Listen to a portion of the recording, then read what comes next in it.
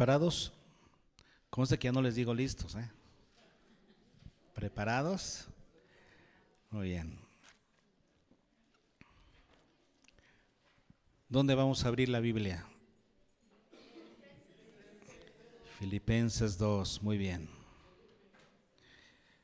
Porque vamos a estudiar hoy estos versículos del 1 al 11.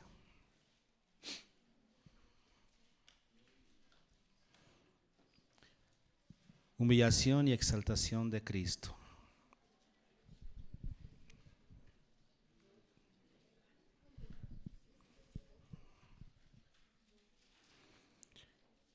Miren, normalmente toda declaración teológica conlleva de por sí algunas implicaciones prácticas. Toda declaración teológica implica, tiene implicaciones prácticas en nuestra vida. Por eso dice ese dicho universalmente conocido: dime lo que crees y te diré quién eres. ¿Verdad que sí? Lo que tú crees finalmente te conforma, es lo que te convierte en la persona que vas a llegar a ser. Tus creencias, lo que tú creas es lo que te forma tu carácter, forma tu estilo de vida, las decisiones que tomas en la vida. Todo tiene que ver con lo que tú crees finalmente. Recuerden, no lo que dices creer, sino lo que verdaderamente crees. Tú puedes decir creer algo, pero finalmente tomas las decisiones y diriges tu vida de acuerdo a lo que realmente crees. Esa es la realidad, porque todo parte de acá, del cerebro. Y por eso la doctrina es tan importante, por eso es tan importante creer lo correcto. Porque si tú crees lo correcto, entonces tu comportamiento se va a modificar para bien. Vas a estar actuando conforme a esa creencia. Así es que vean esta declaración que les estoy diciendo. Toda declaración teológica conlleva implicaciones prácticas para la vida. Eso, por ejemplo, nosotros en el párrafo de la quincena anterior de Aprendiendo Juntos, por ejemplo, estaba ahí una declaración teológica.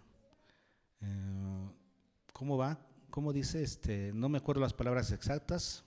Lo memorizamos. Pues lo acabamos de decir. Ajá. ¿Cómo dice? Es el 5:14. Y esta es la confianza que tenemos en Él, que si pedimos alguna cosa conforme a su voluntad, Él nos oye. ¿Cuál es la declaración teológica ahí? La prueba teológica. Cuando pedimos algo conforme a su voluntad, Él nos oye. Tiene, por supuesto, una implicación negativa. Si no pedimos conforme a su voluntad, Él no nos oye. Qué bueno. ¿Ok? Ahora, esa declaración teológica tiene una implicación práctica. O sea, yo si sé que Dios solamente oye cuando le pido conforme a su voluntad, ¿qué voy a hacer? Voy a aprender a pedir conforme a su voluntad. Esa declaración teológica tiene una implicación práctica y como ese ejemplo, pues toda declaración teológica conlleva implicaciones prácticas. Y el apóstol Pablo lo sabe.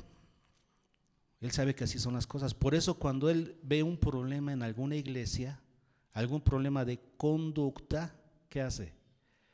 Da una enseñanza teológica. Porque esa enseñanza teológica se supone, si la persona corrige su creencia o la complementa, va a cambiar su conducta. Él lo sabe. Vamos a ver un ejemplo de esto aquí en el 2 capítulo de Filipenses. El apóstol Pablo escribe a los filipenses y vean cómo comienza el versículo 1.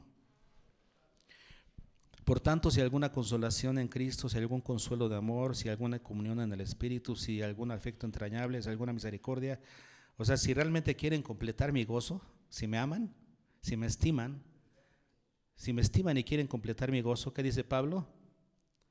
¿Qué dice? completar mi gozo sintiendo lo mismo. ¿Qué problema había en la iglesia de Filipos? Que no sentían lo mismo, no tenían un mismo sentir. La palabra sentir es una palabra que significa mentalidad, o sea, la forma de pensar de la persona, su forma de pensar. Su forma de pensar no era unida, cada quien pensaba cosas distintas, había división en la iglesia en su manera de pensar. Luego dice, sintiendo lo mismo, teniendo el mismo amor. O sea, si me aman, tengan el mismo amor. ¿Qué sucedía en la iglesia? No tenían amor. Estaba disparejo el amor. Unos amaban más, pero otros no amaban. Y eso trae sus consecuencias, ¿no? Cuando no amamos con el amor ágape que el Señor nos enseñó. Unánimes sintiendo una misma cosa. No había unanimidad en la iglesia. Nada hagáis por contienda. ¿Qué había en la iglesia? Contiendas. ¿Qué es contienda? Pleitos. Ni vanagloria. ¿Qué había en la iglesia? Vanagloria, vanidad. O sea, se movían por buscar cosas que eran vanas, perseguir cosas que no tenían valor alguno para Dios. En la iglesia había vanidad. Fíjense nada más. No sentían lo mismo, no tenían el mismo pensamiento, no tenían el mismo amor, había contiendas y había vanagloria. ¿Qué es lo que debería haber y no había? Sigue adelante, dice, antes bien con humildad. ¿Qué debería haber? Humildad. Y no había humildad. Pues claro, si había vanagloria, ¿qué es lo contrario a humildad? Soberbia, querer sentir más, porque la humildad tiene que ver con sentirse menos, o sentirse bajo los demás. Esa es la condición. ¿Qué más? Con humildad. Y 4, no mirando cada uno por lo suyo propio. ¿Qué es lo que tendrían que hacer? Tener empatía. No mirar cada uno por lo suyo propio, sino cada cual también por los otros. Empatía y servicio. Entonces, Pablo nota que hay falta de unidad, falta de amor, hay contiendas, hay vanagloria, no hay humildad, no hay empatía, no hay servicio en la iglesia de los filipenses. ¿Qué hace Pablo para solucionar esto? Les da una enseñanza teológica. Toca un asunto teológico, poniendo como modelo, por ejemplo, por supuesto, a nuestro Señor Jesucristo. ¿Qué dice en el versículo 5? Haya pues en vosotros este sentir que hubo también en Cristo Jesús. Entonces pone como modelo al Señor, haya en ustedes este sentir. ¿Qué decíamos que significaba sentir? Ese sentir. La palabra sentir significa mentalidad, manera de pensar. Haya en ustedes la misma manera de pensar, tengan la misma mentalidad que tuvo nuestro Señor Jesucristo. ¿Qué le tenemos que aprender al Señor en este caso? Si lo que nos falta es unidad, si tenemos pleitos, si nos sentimos más que otros, no tenemos humildad, no tenemos empatía ni servicio con los demás, ¿qué necesitamos? Aprender de la mentalidad que tuvo nuestro Señor Jesucristo. Su mentalidad. Mismo sentir significa su misma manera de pensar. Tenemos que aprender de Él. Y entonces el apóstol Pablo va a poner el ejemplo de nuestro Señor Jesucristo en su mentalidad cuando vino a este mundo. Pensemos, ¿no? Analicemos esto y valorémoslo. ¿Cómo vamos a hacer la aplicación de hoy? Vamos a estudiar versículo por versículo, palabra por palabra más o menos, palabras, porque este pasaje tiene palabras muy interesantes, muy importantes, para que al final hagamos una paráfrasis de cada versículo. Les voy a ofrecer una paráfrasis de cada versículo, a ver si queda un poquito más entendido o se enriquece por lo menos el concepto que maneja Pablo en estos versículos, ¿sí? Y nos llega un poquito más ligero. No sé si les va a llegar más ligero o más pesado, pero va a ser algo distinto y va a estar bien. ¿Sale? Entonces vamos a hacer una paráfrasis de cada versículo del 6 al 11. ¿Está bien?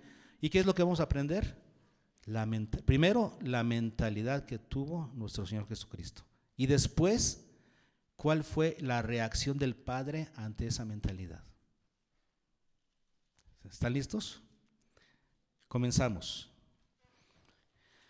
Hablemos de la mentalidad de nuestro Señor Jesucristo. Versículo 6. El cual, siendo en forma de Dios, vamos a analizar eso. Siendo en forma de Dios. Cuando dice el cual se refiere a quién, o sea, a nuestro Señor Jesucristo. Él siendo en forma de Dios. La palabra siendo significa existir, existiendo, luego en forma de Dios. La palabra morfe, que significa en naturaleza, en esencia, o sea, teniendo todos los rasgos distintivos de. Eso significa esta palabra morfe, forma. Entonces, Jesucristo existiendo con todos los rasgos característicos y distintivos de Dios. Teniendo forma de Dios significa manteniendo en Él todos los rasgos, toda la naturaleza de Dios. Él era Dios. Él era Dios desde la eternidad y cuando tomó esa naturaleza no dejó de serlo. ¿Ok? Entonces, Él existiendo con la naturaleza de Dios, ¿qué sucedió? No estimó. ¿Qué significa estimar? No estimó, no dio valor. Estimar, ¿ok? Estimar es como valorar algo, estimar el precio de algo. Aquí la traducción literal de esta palabra griega es no consideró para sí mismo. Considerar para sí mismo. Egeomai. No consideró para sí mismo ¿qué? El ser igual a Dios. Vamos a ver, esta palabra está muy interesante porque lo que sucede aquí es que igual se traduce literalmente igual. El problema aquí es que, o la situación aquí, es que esta palabra igual está en plural en el griego. Está en plural. ¿Cómo se interpreta esto? Estar en igualdad de condiciones. Estar en igualdad de condiciones a Dios. No consideró para sí mismo el estar en igualdad de condiciones como Dios, como cosa a que aferrarse. ¿A qué le suena eso?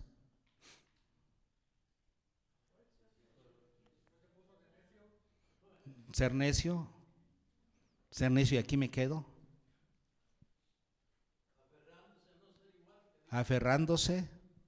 Lo que sucede es que esta palabra, harpagmos, cuando está en voz activa, se refiere a esa idea que tienen ustedes, tomar, llevarse a la fuerza, suplantar, aferrarse. Pero cuando está en voz pasiva, que es en este caso, se refiere a conservar algo como un premio. Este es el sentido de esta palabra en este contexto. Entonces, no estimó el estar en igualdad de condiciones como Dios, como algo, como un premio que podría conservar. Es algo que él tenía, pero no consideró que estar en esa igualdad de condiciones era algo que podía preservar, quedarse como un premio. No lo consideró. Pudo hacerlo, pero su mentalidad fue. Estamos hablando de la mentalidad que tuvo Jesús cuando vino. ¿Cuál fue su mentalidad? Su mentalidad, fíjense, ahí va la paráfrasis. Cristo Jesús, existiendo con todos los rasgos distintivos de Dios, ya que era Dios desde la eternidad, no consideró para sí mismo estar en esa igualdad de condiciones como Dios, como un premio al que podría conservar. No lo estimó así. Sigamos con su mentalidad. Sino que, ¿qué hizo? Contrario a eso. Su mentalidad es, no me voy a quedar con ese premio. en esa condición, en esa igualdad de condiciones como Dios que soy, pero no lo voy a hacer, sino contrario a eso, ¿qué hizo? Contrario a eso, se despojó a sí mismo. Más bien es la palabra aquí, ala, más bien se despojó a sí mismo. Y la palabra despojó es la palabra keno, de donde viene, los que han estudiado teología, de donde viene la palabra kenosis, que es una palabra teológica, que en este pasaje se conoce como el vaciamiento de Jesús, la kenosis, vaciarse. Aquí la palabra significa se vació a sí mismo. ¿Se vació de qué? Entonces dejó de ser Dios. Pues debemos interpretar aquí que se vació a sí mismo, o sea, dejó de ser Dios. Estamos hablando de su mentalidad, no de su naturaleza. ¿Cuál fue su mentalidad? ¿Vaciarse de qué? ¿De qué estamos hablando en el versículo anterior? De la igualdad de condiciones como Dios. ¿De qué se vació? De esa igualdad de condiciones. Por ejemplo, ¿a qué cosas renunció Jesús? ¿Siguió siendo Dios? Sí. Pero ¿a qué algunas cosas a las que haya renunciado cuando estuvo aquí en la tierra como hombre? A ser rico. O sea que él no tenía ninguna limitación de ningún tipo y vino aquí a limitarse en el tiempo y en el espacio. Limitarse al horario, limitarse al tiempo, a crecer, a ser niño y luego crecer y hacerse hombre. Limitaciones de tiempo, limitaciones de espacio, porque él, como Dios, estaba en todos lados y como hombre tuvo que estar limitado al espacio. Por ejemplo, ¿qué otras cosas? Limitar su voluntad a la voluntad del Padre. Porque Jesús, cuando vino a esta tierra, dijo: yo he venido a hacer la voluntad de mi Padre que me envió. Limitó su voluntad soberana a la voluntad del Padre por causa de nuestra salvación. Limitó su poder a la voluntad del Espíritu Santo. Porque aunque sí hizo algunas cosas siendo Dios, porque hay evidencias de que Jesús siguió siendo Dios. Por ejemplo, calmó la tempestad. Esa es una situación que solamente Dios puede hacer, tener poder sobre la naturaleza. Eso lo hizo como Dios. Pero si se dan cuenta, todas las cosas que tienen que ver con su labor de salvación, en todas esas cosas las hizo bajo el poder del Espíritu Santo. ¿Para qué? Para que después pudiera decirnos: las mismas cosas que yo he hecho, ustedes las harán y mayores, porque el Espíritu Santo ahora va con ustedes.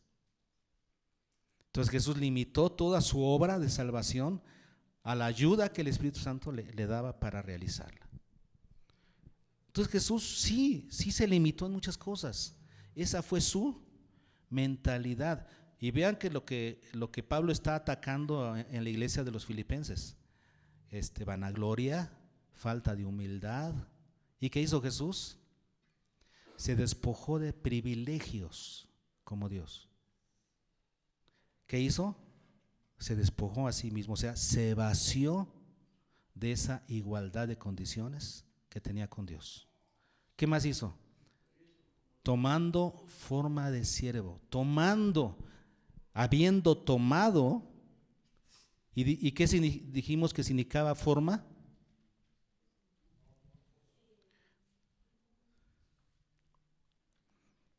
Ya lo dije, ¿eh? Su naturaleza, su esencia, o sea, todos los rasgos distintivos ¿de qué? No, pero en este caso, tomando forma de siervo, o sea, habiendo tomado todos los rasgos distintivos de un siervo. La palabra siervo aquí es la palabra doulos. ¿Qué significa? Esclavo. Jesús tomó todos los rasgos que distinguen a un esclavo. Todas las características que definen a un esclavo las tomó Jesús. ¿Y qué más? Hecho semejante a los hombres, viniendo a ser él mismo semejante a los hombres. Esa palabra semejante se refiere exactamente a la semejanza. O sea, es cuando tú ves en el espejo algo y dices, es semejante a mí, totalmente semejante a los hombres. Los que veían a Jesús veían un hombre. Ahí les va la paráfrasis.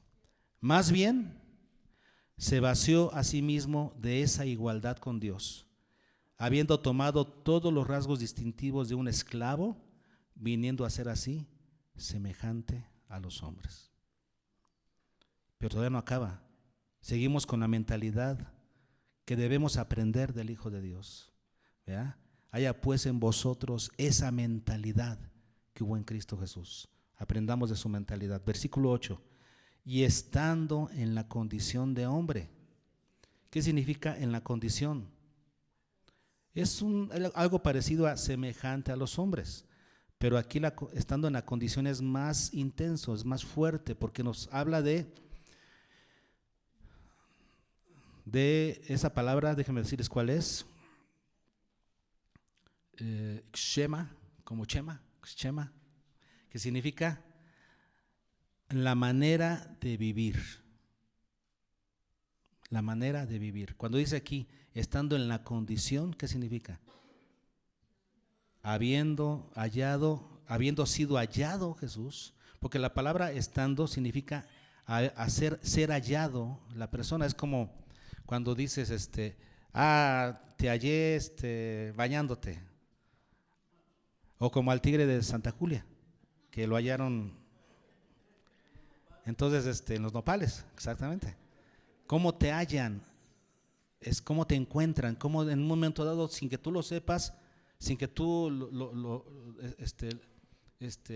estés preparado para eso, sin que tú lo sepas, alguien te halla, te encuentra en cierta situación. Aquí dice que esto significa esta palabra estando, habiendo sido hallado. Jesús ya fue hallado ¿en qué? En la condición, o sea, en la manera de vivir que tienen los hombres.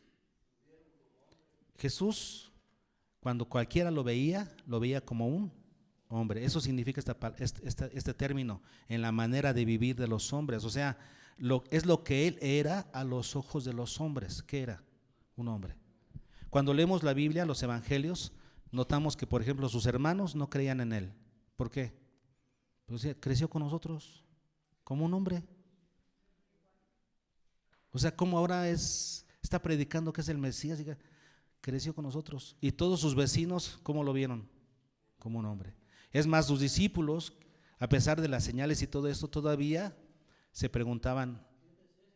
Y Juan, cuando le fue a preguntar, ¿eres tú el que vendrá o esperaremos a otra? Porque Jesús se comportó como un hombre.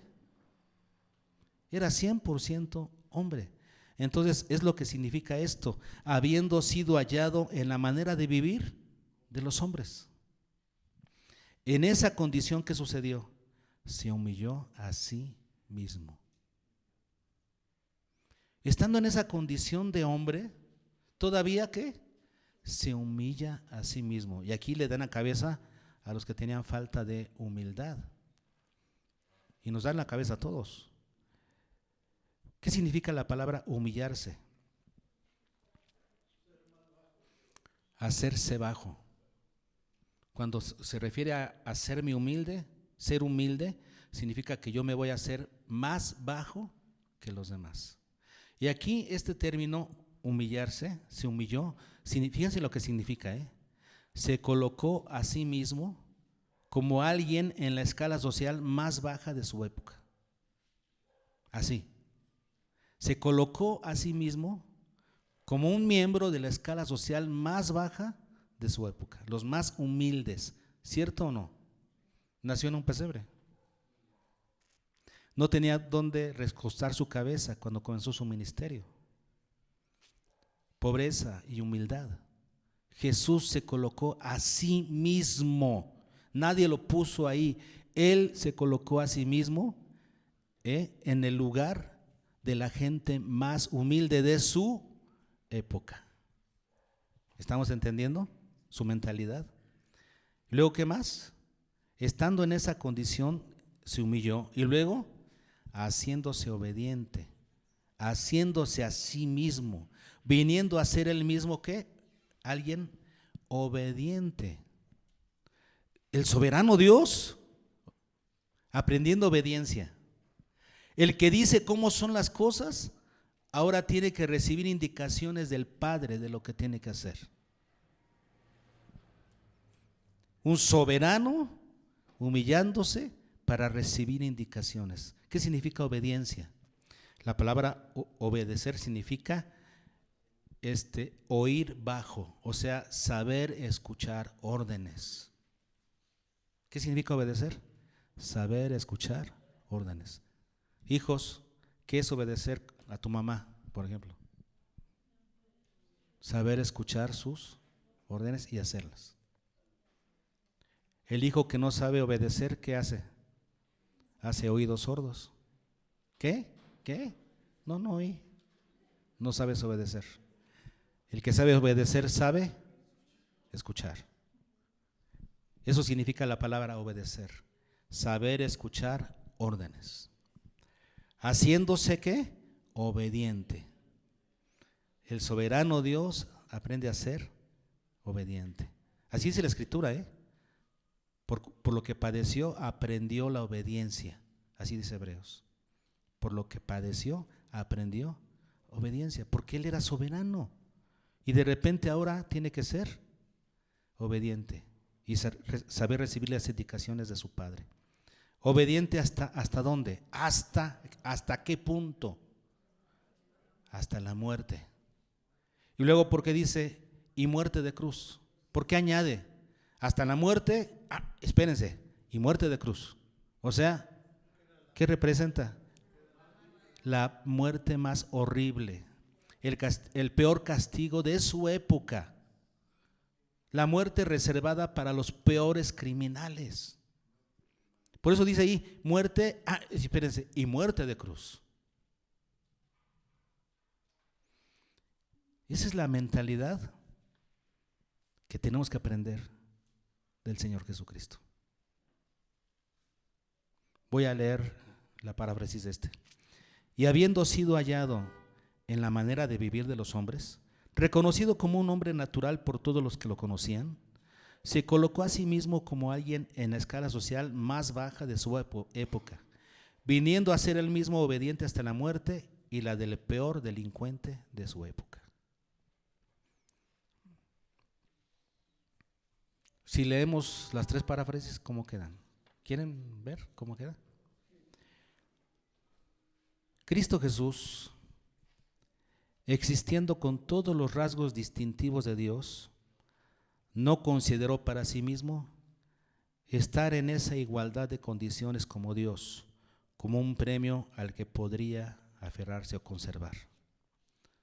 Más bien, se vació a sí mismo de esa igualdad de condiciones con Dios, habiendo tomado todos los rasgos distintivos de un esclavo, viniendo a ser así, semejante a los hombres. Y habiendo sido hallado en la manera de vivir de los hombres, se colocó a sí mismo como alguien en la escala social más baja de su época, viniendo a ser él mismo obediente hasta la muerte y por cierto, la peor de las muertes en su época. ¿Nos queda más claro el concepto? Esa es la mentalidad que Pablo está diciendo que debemos tener los creyentes. Y tener esa mentalidad, hermanos, que todos estos son conceptos teológicos, por supuesto. Tener esa mentalidad nos va a ayudar a mejorar nuestra conducta.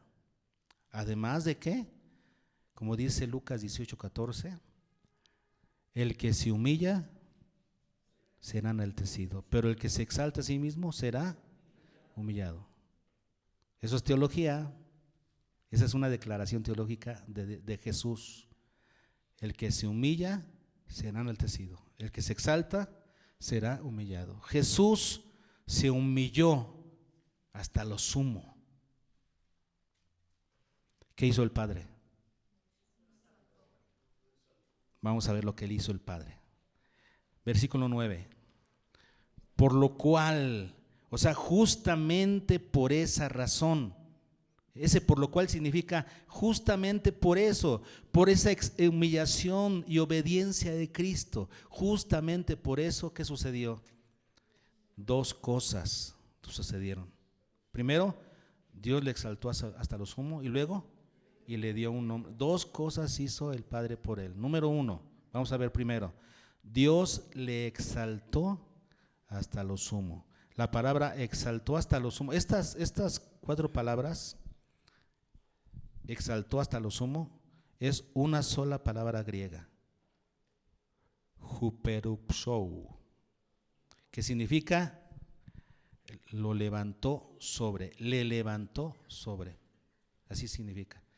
Está bien interpretado por el traductor.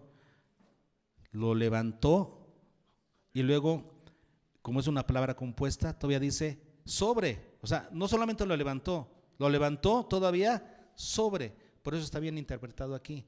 Lo exaltó hasta lo sumo, donde no se puede levantar a nadie más. No, a nadie puede ser levantado más que eso. Lo levantó hasta lo sumo.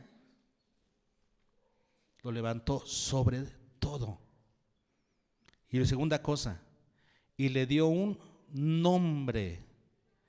Le concedió tener un nombre. ¿Qué significa el nombre? En la Biblia, el nombre representa la personalidad de alguien, representa sus cualidades y también puede representar sus funciones, sus actividades. Por ejemplo, Jesús es el Salvador, Mesías, el ungido, Señor, Curios, ¿qué significa? El dueño, el Señor. Curios, que se traduce como Señor, es el dueño de todos, el que tiene la mayor prerrogativa para dirigir y para ordenar sobre todas las cosas. El nombre, se le dio un nombre, eso se refiere. Luego dice que ese nombre que es sobre todo nombre, aquí la palabra es Júper, o sea, que está encima de todo nombre. Ahora, se le dio a él. Eso no quiere decir que el nombre tiene poder. Eso no quiere decir que si alguien se llama Jesús, va a tener esas prerrogativas, ¿verdad? Va a tener esa autoridad, ese poder. No, el poder no está en el nombre, porque aquí dice, ¿qué dice aquí? Lo memorizamos. Por lo cual también Dios le exaltó y le dio, ¿a quién? A él. El poder, ¿quién lo tiene? Él. Y él es el que lleva ese nombre, porque el nombre representa sus cualidades y sus funciones. Él es el Señor Jesucristo. El Señor Jesucristo. El Hijo de Dios lleva ese nombre que es sobre todo nombre porque lo porta Él. El título lo porta Él. No está en el nombre el poder, sino en Él, el quien lo porta. ¿Para qué? ¿Qué sigue diciendo? ¿Para qué? Hay dos para qués. Primero es lo que el Padre le dio, lo exaltó hasta lo sumo y dio un nombre que es sobre todo nombre. Luego dice, ¿para qué? ¿Para qué le dio ese nombre que es sobre todo nombre? Para dos cosas. Para que el nombre de Jesús. ¿Y para qué? Toda lengua. Vamos a verlas, esas dos cosas. La primera es, ¿para qué? En el nombre de Jesús, o sea, en lo que representa ese nombre, en las cualidades, virtudes y funciones, obra de Jesús, ¿ok? ¿Qué suceda? Se doble, eso está literal, así es, esa traducción es literal, se doble toda rodilla, toda, la palabra paz, que es donde viene panta, o sea, toda es toda, ¿qué es toda? Toda rodilla, ¿de quiénes? De los que están, hablando de seres, todo tipo de ser viviente, los que están en los cielos y en la tierra y debajo, o sea, todos, absolutamente todo ser viviente doble su rodilla ante Él. ¿Ante quién? Ante Jesús. Segunda cosa, ¿y qué más? Y toda lengua confiese. Toda lengua, que se refiere al órgano del habla. Entonces, toda persona que tiene lengua, que puede hablar, toda lengua, toda persona confiese. ¿Y qué significa la palabra confesar?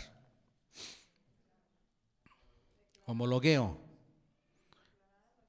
Declarar lo mismo, hablar lo mismo. Homologueo significa hablar lo mismo.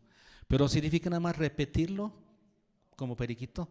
No, se refiere a creer lo mismo, que tengas esa misma convicción, de tal manera que lo puedas decir. Si tú lo crees realmente lo puedes decir, y ese es el sentido de esta palabra. Y además tiene un prefijo ahí que le da mayor fuerza. Esta es la palabra exolomeo, o sea, aquel que lo confiese con más fuerza, lo cree y por lo tanto lo confiesa. Entonces, ¿a qué se refiere esto? Se refiere a que todas las personas puedan estar de acuerdo en declarar lo siguiente. Estén de acuerdo en declarar lo siguiente. ¿Qué? Que Jesucristo es el Señor. Que toda lengua confiese significa entonces que todos estén de acuerdo en algo, en confesar algo, en decir algo. Que Jesucristo es el Señor. Y aquí tenemos los tres términos. Que Jesucristo es el Señor. En el griego está primero Señor, Kurios Jesus Christos.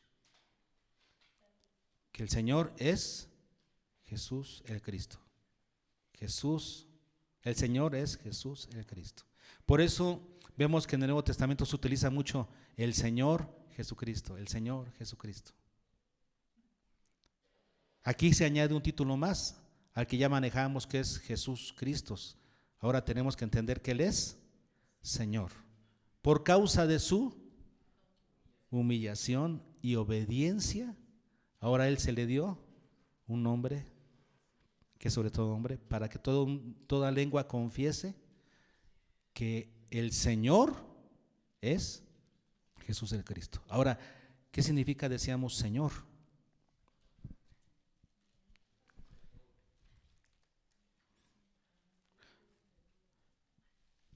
Señor es el poseedor de todo el poder y la autoridad. La palabra curio se refiere a posesión de poder y autoridad. ¿Quién es el que posee todo el poder y la autoridad? Jesús el Cristo. Él es el Señor. ¿Ok? ¿Cómo queda esta paráfrasis de los 3 versículos? Ahí les va. Y justamente por razón de su humillación y obediencia, Dios le levantó sobre todo y le concedió un nombre que está por encima de todo nombre, para que en el nombre o ante el Hijo de Dios, que es quien representa perfectamente el significado de ese nombre, Jesús Cristo, se doble toda rodilla de todo ser viviente. Y también para que todos estén de acuerdo en declarar algo, que el poseedor de todo el poder y autoridad es Jesús el Cristo. Ahora veamos el último punto. Para gloria de Dios Padre. ¿Para qué hace todo Jesús? Y esto es dentro de la administración de la Trinidad. Entendemos que dentro del acuerdo mismo de la Trinidad, ¿ya?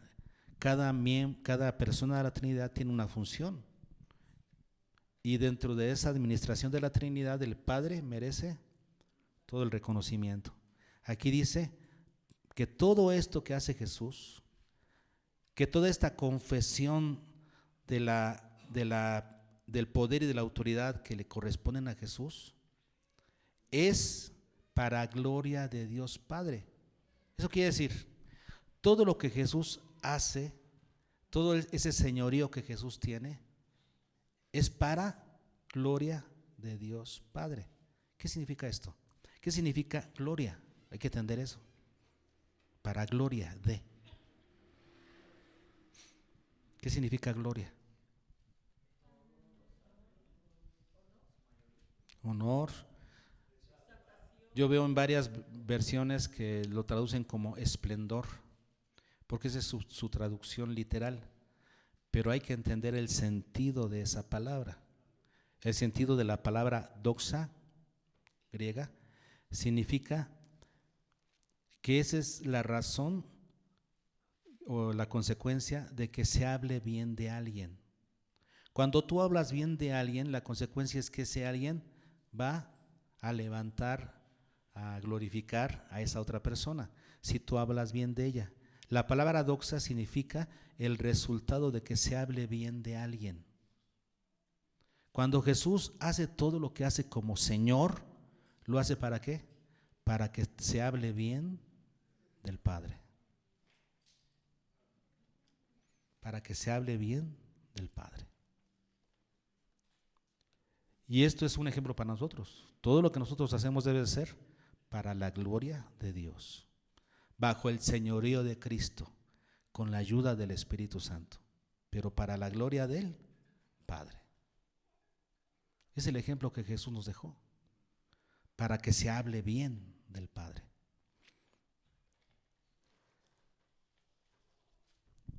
Más o menos quedó un poquito más claro, más profundo. Se los voy a leer otra vez desde el principio. Todos los versículos del 6 al 11, pero parafraseados, ¿ok? Para cerrar. ¿Listos? Cristo Jesús, existiendo con todos los rasgos distintivos de Dios, no consideró para sí mismo estar en esa igualdad de condiciones como Dios, como un premio al que podría conservar.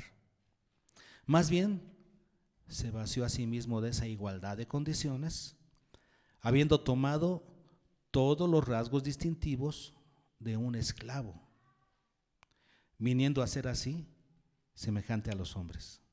Y habiendo sido hallado en la manera de vivir de los hombres, se colocó a sí mismo como alguien de la escala social más baja de su época, viniendo a ser él mismo obediente hasta la muerte, y a propósito, la peor de las muertes. Justamente por esa razón de su humillación y obediencia, Dios le levantó sobre todo y le concedió un nombre que está por encima de todo nombre, para que ante el Hijo de Dios, que es quien representa perfectamente el significado de ese nombre, Jesucristo, se doble toda rodilla de todo ser viviente. Y también para que todos estén de acuerdo en algo, que el poseedor de todo el poder y autoridad es el Señor Jesucristo, quien hace todo para que al final se hable bien del Padre, quien es el nutridor, protector y sustentador del universo. Eso me faltó, porque Padre significa nutridor, protector y sustentador.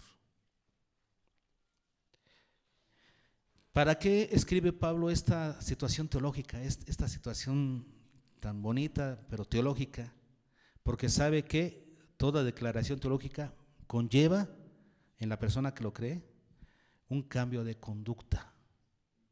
Pablo lo sabe, así es que presenta el ejemplo de Jesús para que nosotros podamos seguir ese ejemplo, para que nosotros aprendamos, haya en nosotros también esa mentalidad que hubo en Cristo Jesús, que haya en nosotros esa mentalidad. Así es que, hermanos, asumamos esta doctrina, creámosla y dejemos que esta doctrina modifique nuestra manera de vivir, nos transforme para que seamos más humildes, serviciales, considerando a los demás como superiores a nosotros mismos. Recordemos que al que se humilla, Dios lo exalta, pero el que se exalta, Dios lo humilla. Y reconozcamos que Jesucristo es el Señor. Se lo ganó. Él es el Señor. ¿Cantamos esto?